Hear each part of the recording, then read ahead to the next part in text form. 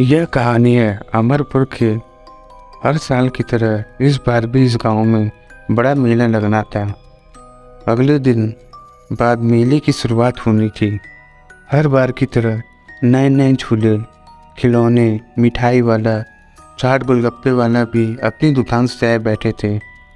लेकिन इस बार भी इस गाँव वालों को ध्यान मौत के कुएं वाले खेल पर लगा हुआ था। इस खेल के प्रचार वालों ने भी कोई कमी नहीं छोड़ी थी। मोहन एक रिक्शे पर माइक लगाए घोषणा कर रहा था, आ गया, आ गया, एक बार फिर से आ गया। जिस खेल ने जीता है सबका दिल, वह फिर से आपके गांव में आ गया। करोगे देर तो समस्या होगी विकट, क्योंकि बिक जाएंगे खेल के सारे टिकट। गांव का हर आदमी जल्दी से जल्दी टिकट लेकर खेल का सबसे पहला शो देखना चाहता था। अगले दिन खेल का पहला शो था, लेकिन उसी रात गांव में एक अजीबोगरीब घटना घटी। जहां पर मौत के कुएं का खेल देखने की तैयारी थी, आधी रात के बाद वहां से अचानक मोटरसाइकिल की आवाज़ आने लगी। एक घर में श्यामलाल, उसकी पत्नी देविका और उसकी 6 साल की बेटी गुंजा सो रहे थे। अचानक से गुंजा की नींद खुल जाती है। पापा पापा जागो ना, देखो मौत के कुएं का खेल शुरू हो गया, चलो ना देखने। अपनी बेटी गुंजा की आवाज़ सुनकर दोनों जग जाते हैं।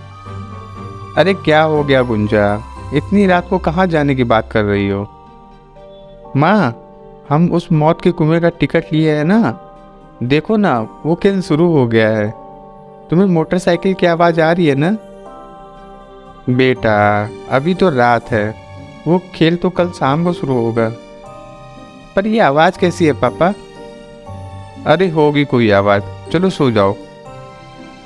गुंजा सो गई, लेकिन जैसे रात बीतती रही मोटरसाइकिल की आवाज़ बढ़ती जा रही थी।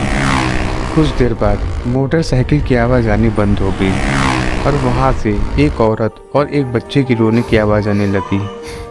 उस आवाज़ से गुंजा और उसके माता पिता की नींद खुल गई। इस बार वह आवाज़ उन दोनों को भी सुनी। वह सब बहुत डर गए। वह उस जगह पर जाना तो चाहते थे, लेकिन उनकी हिम्मत नहीं हो रही थी। अगली सुबह जब उन लोगों ने गांव वालों से यह बात बताई, तो उनकी बातों पर किसी ने ध्यान नहीं दिया, क्योंकि उनके सिवा वह आवाज़ किसी ने नहीं सुनी थी। इसका शायद ये भी कारण हो रहा कि गुंजा का घर मेले वाले मैदान के पास में था। उसी शाम देविका, श्यामलाल और गुंजा मेला देखने गए। चारों ओर लोगों की भीड़ थी। कोई झूले पर बैठकर चिल्ला रहा था, तो कोई नए खिलौने हाथ में लिए मुस्कुरा रहा था। कोई जलेबियां देखकर लार टपका रहा था, तो कोई गोलगप्पे की दुकान पर बिना गिने गोलगप्पे खा रहा था। लेकिन गुंजा को तो इंतज़ार था मौत के कुएं के खेल शुरू होने का। वहाँ भी कई सारे लोग भी भीड़ लगाए थे। लोग खेल चालू करने के लिए कह रहे थे कि मोटरसाइकिल स्टार्ट करने की आवाज़ आई। मोटरसाइकिल चालक एक्सीलेटर बढ़ाए जा रहा था। बाइक की आवाज़ पूरे मेले में गूंज रही थी। दर्शक बाइक की आवाज़ से रोमांचित हो गए। कई लोगों तो सीटियाँ भी बजाने लगे। लेकिन इस बीच लोगों ने देखा कि मौत के कुएं में एक छोटी सी बच्ची बैठी रो रही है। लोगों ने आवाज़ लगाई, ये किसकी बच्ची है? उस बच्ची को निकालो। उसके पहले लोगों ने देखा कि कुएं के अंदर से एक औरत भी आ गई। उसका चेहरा बहुत डरावना लग रहा था। वह बच्ची उसके गोद में जाकर बैठ गई। लोगों ने देखा कि जब वो रो रहे थे तो उनकी आंखों से आंसू नहीं बल्कि खून निकल रहे थे। कुछ ही देर में वो दोनों उड़ते हुए बाहर आ गए। जिसने भी यह देखा वह बस एक ही आवाज़ में चिल्लाया, भूत भूत। सभी लोग बाहर निकल आए। मौत के कुएं के मालिक तब तक ये बात उसके कर्मचारी द्वारा पहुंचाई। उसे बहुत गुस्सा आया और बोला, ये क्या बकवास है, और तुम लोग ये भूत भूत क्या लगा रखा है? पूरे मेले में चहल पहल है और यहाँ फूट की रट लगा रखी है। लगता है तुम लोगों का काम पे मन नहीं लग रहा है, बस मुफ्त में पैसे चाहिए। चलो अगले शो की तैयारी करो। लेकिन अगला शो भी बिल्कुल खाली रहा, क्योंकि ये अफवाह फैल गई थी कि मौत के कुएं में भूत है। अब तो मालिक का गुस्सा सातवें आसमान में पहुंच गया और सारा गुस्सा अपने स्टाफ पर उतार दिया। उसी रात जब मालिक गहरी नींद में था, तभी उसे तेज तेज बाइक चलाने की आवाज़ आई। उस आवाज़ से उसकी नींद खुल गई। वो गुस्से में बड़बड़ाता हुआ गया। वहाँ पहुँचते ही वो जो देखा, उसे देखने पर उसको आंखों पर विश्वास नहीं हुआ। उसने देखा कि मौत के कुएं में एक आदमी लगातार बाइक चलाए जा रहा था। वह आदमी अपने सिर नीचे कर रहा था। मालिक उसे बुलाया, लेकिन मोटरसाइकिल के चालक ने कोई जवाब नहीं दिया। दूसरी ओर ये आवाज़ आसपास के पूरे गांव वालों को सुनाई दे रही थी। सभी को आश्चर्य हो रहा था कि आखिर इतनी रात को ये आवाज़ कैसी है। सभी को डर लग रहा था। फिर भी कुछ लोगों ने हिम्मत की और गांव के सरपंच से साथ में मेले में पहुंचे। गुंजा श्यामलाल के साथ वहां पहुंची। वह उन लोगों ने भी वही दृश्य देखा जो मौत के कुएं के मालिक ने देख रहा था। वह आदमी अब भी लगातार बाइक चलाए जा रहा था। तभी फिर से वही औरत और बच्ची अचानक वहां आ गई। सभी गांव वाले उस औरत और बच्ची को गौर से देख रहे थे। तभी वो आदमी बाइक चला रहा था। उसके सिर से खून बहने लगा। उसके खून से मौत के कुएं की पूरी दीवार लाल हो गई। कुछ देर बाद वो औरत और बच्ची उसी तरह रोने लगे। अब तो सारे गांव वालों की हालत खराब हो गई। किसी को कुछ सही समझ नहीं आ रहा था कि आखिर ये लोग हैं कौन। तभी मौत के कुएं का मालिक फिर से चिल्लाता हुआ कहता है, अरे सुन नहीं रहे हो क्या? तुम कौन हो? तुम लोगों को क्यों डरा रहे हो? क्यों तुम मेरे खेल को बर्बाद कर रहे हो? मालिक की बात से सुनकर बाइक चलाने वाला अपना सिर ऊपर करता है। उसे देखकर मालिक की आवाज़ लड़खड़ाती लगती है। तुम कहाँ से आ गए विक्रम? तुम तो। सरपंच, अरे कौन है ये? तुम इसे जानते हो क्या?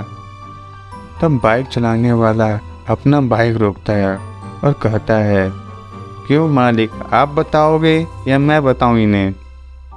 मालिक, मैं क्या बताऊं, मुझे कुछ नहीं पता। तब विक्रम ने बताना शुरू किया कि गांव वाला यह एक दुष्ट आदमी है। इसके सीने में दिल नहीं है। यह जानवर है, जानवर। मेरे नाम विक्रम है। मैं पिछले साल तक इसके साथ काम करता था। आप तो जानते ही हैं कि मौत के कुएं में गाड़ी चलाना हर दिन मौत को गले लगाने जैसा है। मैं हर रोज अपने परिवार और इसके लिए जान की बाजी लगाकर मोटरसाइकिल चलाता था। पर उस दिन शायद मेरा दिन खराब था। किसी दूसरे गांव में मेला लगा था। मैं अपना खेल दिखा रहा था कि अचानक मोटरसाइकिल का एक्सीडेंट हो गया और मेरा सिर कुएं की दीवार से जा टकराया। लगातार खून बहता रहा और मैं बेहोश हो गया और फिर मेरी मौत हो गई। विक्रम की मौत के बाद उसकी पत्नी और उसकी छोटी सी बेटी ने सामने जीवन चलाना बहुत कठिन हो गया।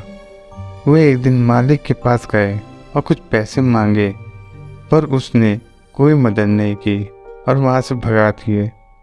वे दोनों परेशान होकर बाहर चले गए।